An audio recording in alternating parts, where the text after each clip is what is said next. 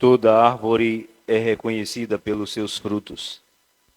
Louvado seja nosso Senhor Jesus Cristo.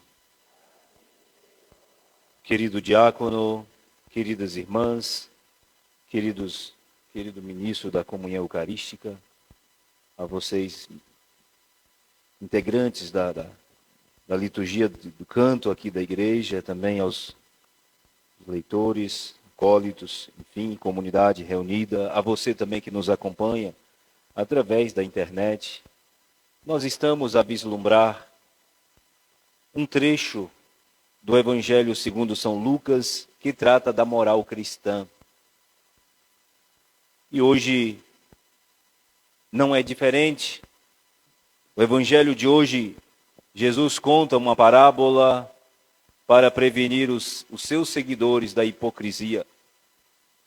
Vale ressaltar que para Mateus, o evangelista Mateus, capítulo 15, versículo 14, ele dirige essas expressões aos fariseus. Pode um cego guiar outro cego? Hoje, segundo o evangelista Lucas, essa diretiva é para os seus seguidores. E por quê?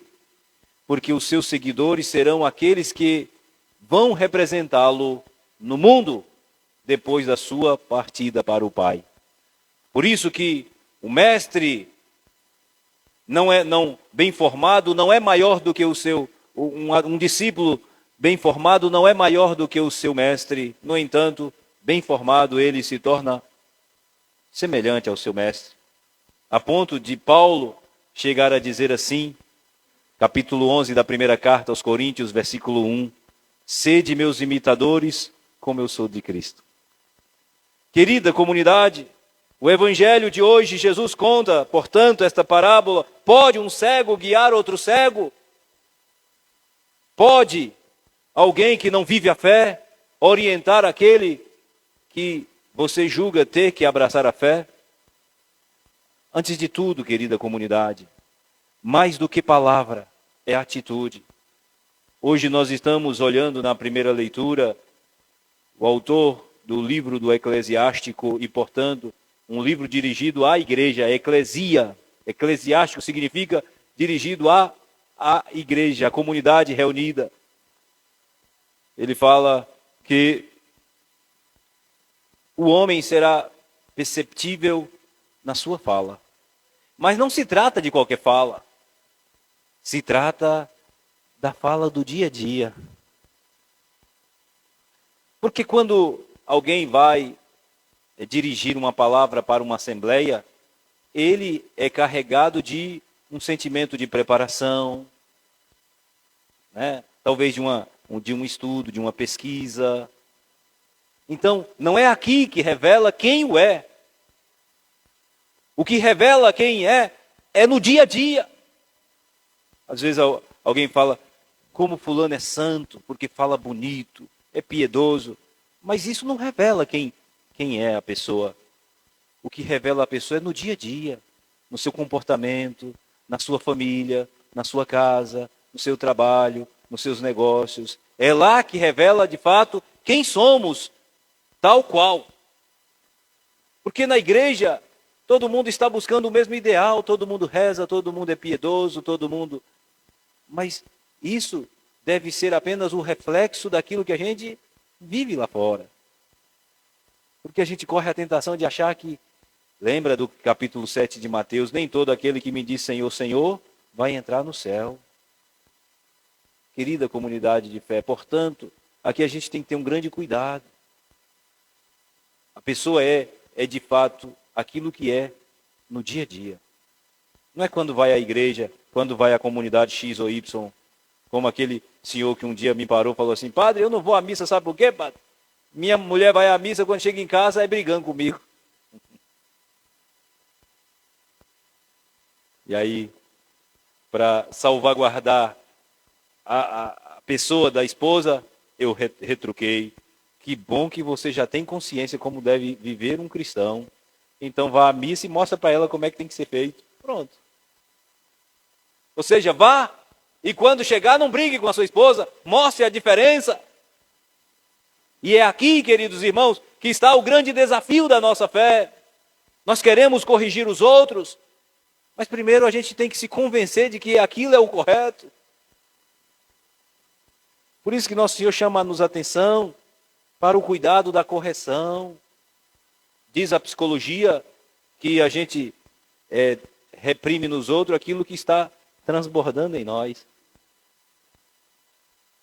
Por isso que às vezes o ciúmes pode estar revelando quem somos, viu? É claro, com exceção, às vezes o marido ou a esposa dão motivos para o ciúme. Todavia, se não tem nenhum motivo e o ciúme permanece, é porque a pessoa está dizendo assim para ela mesma: olha, se eu estiver no seu lugar, eu vou aprontar. Se eu me encontro no lugar onde você está, e por isso que eu desconfio de você. Ou quando a pessoa desconfia, né, da segurança, por exemplo, financeira. Querida comunidade, a gente precisa primeiro limpar os nossos olhos. Hoje nós vivemos uma sociedade um pouco dissimulada. Às vezes até na igreja. Nós vivemos a fé, às vezes assim um pouco caricaturada. Por isso que Jesus chama de hipócrita. Hipócrita é aquele que, lá na Grécia Antiga, no teatro de Atenas, quando os personagens iam para apresentar uma peça, eles usavam uma máscara. Essa máscara dá o nome de Hipócrates. Hipócrita é, portanto, aquele que apresenta um personagem. Ou seja, mas ele não é aquele personagem. Ele é outra pessoa. Ele é apenas uma caricatura. Por exemplo, às vezes tem artista que fica mal visto na sociedade porque fazem uma peça de teatro, ou um cinema, ou uma novela, de que de fato não é ele. Mas mostra para a sociedade aquilo que de fato é. Então as pessoas acolhem aquele personagem como se a pessoa fosse ruim ou boa. Mas isso não diz quem é a pessoa. O que diz quem é a pessoa é no dia a dia, no confronto com as pessoas na rua, né? Como eu trato as pessoas. Por exemplo, uma pessoa que está necessitada de apoio, como é que eu trato essas pessoas? Por exemplo, se eu saio da igreja e vou passando aqui, de repente eu encontro uma pessoa caída, precisando de apoio, é ali que você vai mostrar quem você é. No dia a dia, no trato dos negócios. Às vezes a pessoa é um grande religioso na igreja, mas nos negócios é um enrolão, é um trambiqueiro, é um safado, é um sacana. Ou seja, de fato, ele é aquela pessoa, não é aquela outra que ele representa na igreja, com toda a piedade, mostrando cara de santidade. A santidade, queridos, é no dia a dia. É lá como você trata a sua esposa, seu marido, seus filhos, sua mãe, seu pai. É lá que você mostra quem de fato você é, e não na igreja. Por isso que Jesus chama a atenção: cuidado, você que quer passar um corretivo nos outros, você que tem palavras tão sábias para corrigir as pessoas e até de julgá-las. Jesus está chamando a atenção para os seus seguidores, porque estes vão fazer a sua vez.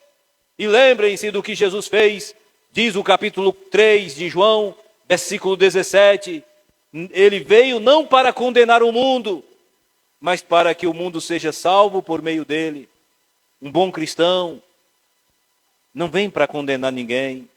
Às vezes a gente fica dizendo quem vai para o céu, quem vai para o inferno. Quem somos nós? Nós não somos, né?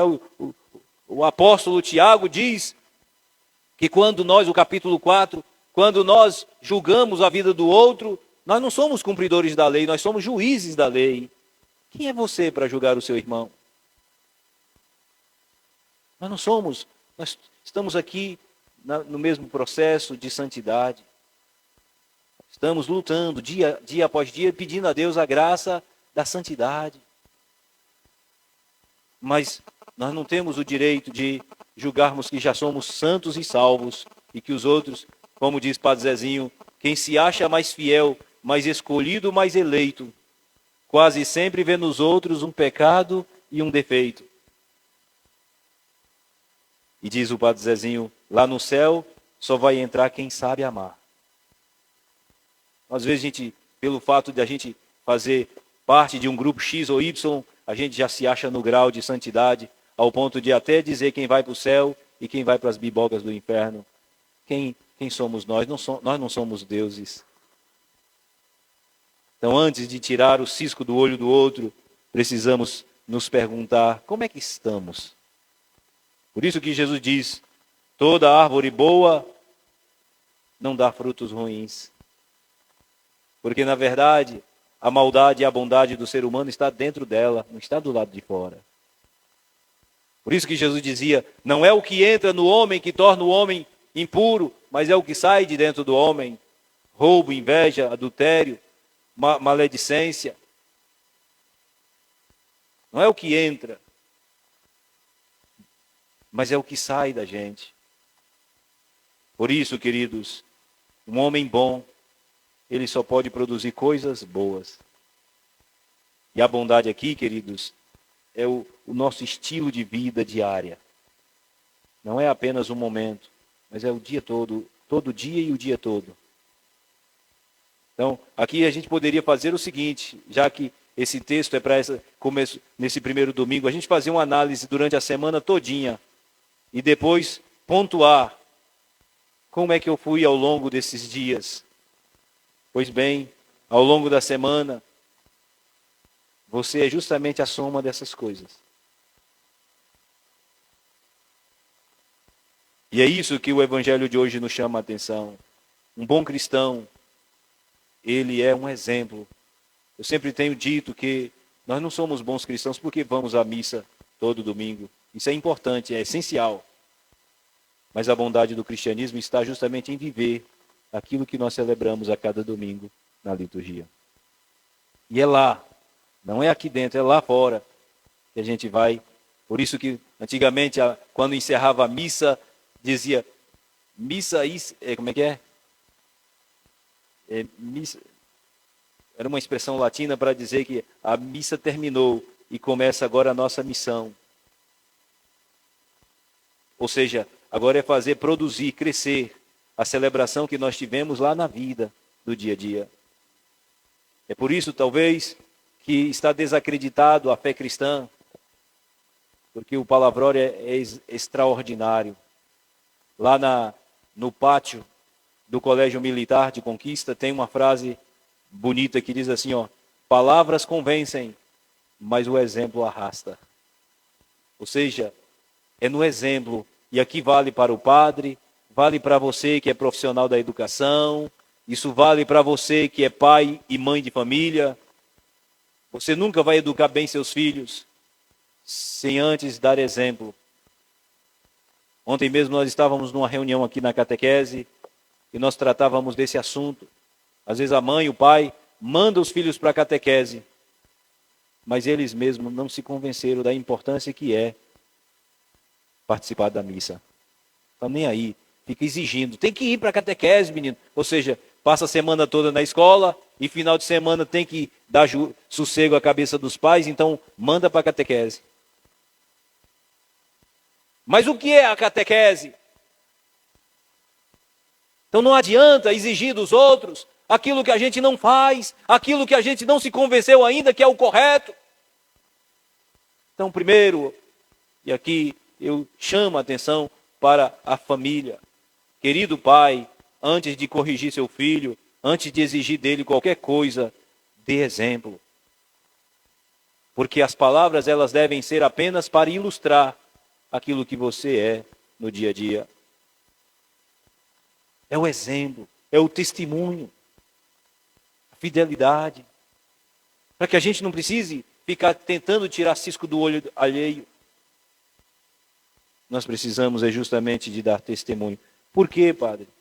Já tem 4 semanas que a gente está meditando na segunda leitura, o capítulo 15 da primeira carta aos Coríntios, que fala da ressurreição e da vida eterna. O exemplo, queridos, deve ser para que a gente agregue valores cristãos, para que a gente se digne da misericórdia, do perdão divino, porque o nosso ideal não é aqui, é a vida eterna. Aqui nós estamos de passagem. Aqui nós estamos apenas passando uma chuvinha. E como passa rápido. Hoje de manhã estávamos rezando por uma pessoa que eu não sabia que tinha falecido. E depois alguém me mandava no privado uma mensagem: padre, essa fulana que o senhor rezou hoje, ela partiu. A vida da gente é assim. Nós não temos morada fixa nesse mundo. É por isso que precisamos ser um sinal da presença de Deus, ou devemos nos esforçar para sê-lo, para as pessoas. E mais do que querer corrigir, é dar exemplo. Se a pessoa quiser acolher, muito bem. Se não, cada um faz o que quiser da vida. E no final da história, agora aquilo que São Paulo diz na carta aos Gálatas 6, versículo 7, o que plantas, colherás. É por isso que o evangelho de domingo passado encerrava numa frase magistral, nosso Senhor dizendo: coloquei em vosso colo uma medida transbordante, sacudida. O modo como você julga o outro, ou mede o outro, também será medido. Então, por isso, vamos pedir ao bom Deus, quando a gente estiver rezando no Pai Nosso, livra-nos do mal, amém, que livra justamente desse grande mal, esse mal que tem feito algo extraordinário na sociedade e, sobretudo, na fé. Pessoas que julgam ter o poder e o direito de determinar a vida alheia. Vamos pedir a Deus a graça. Senhor, dá-me força e paz para que eu possa tirar essas traves que me atrapalham para enxergar bem a vida cristã. Se nós tivermos a coragem de pedir a Ele e, sobretudo, a força de tirá-las, pode ter certeza que a gente vai enxergar de verdade. E por isso nós não seremos maiores do que o Mestre, porque o Mestre não julgou ninguém. Se você perguntar, mostre-me uma frase onde está Jesus dizendo que você vai para o inferno, esse aqui vai ser salvo, esse aqui não vai, esse aqui vai. Se tiver alguma frase desse tipo, mostre-nos onde está. Por isso que Jesus diz, um discípulo bem formado não é maior do que o seu mestre. Um discípulo bem formado não vai ter a coragem de fazer tal juízo de valores. Um discípulo bem formado vai ajudar. Olha, fulano, precisa do meu apoio. Eu vejo que esse caminho pode te levar à perdição. Como o próprio Jesus, quando viu aquela mulher pecadora, o capítulo 8 do Evangelho de João, ninguém te condenou, eu também não te condeno. Vai e procure mudar de vida a partir de agora. Pronto, esse deve ser o nosso papel de cristão. Mas nunca de dizer, você vai para o inferno desse jeito. Você está no inferno, porque somente um vai dizer isso. Então que Deus nos abençoe, comunidade, e que essas palavras fortaleçam a nossa caminhada cristã, para que, mais do que palavra, a nossa vida seja de fato a nossa pregação. E encerro com uma frase de Santo Agostinho que diz que a tua vida não negue a tua palavra. Amém.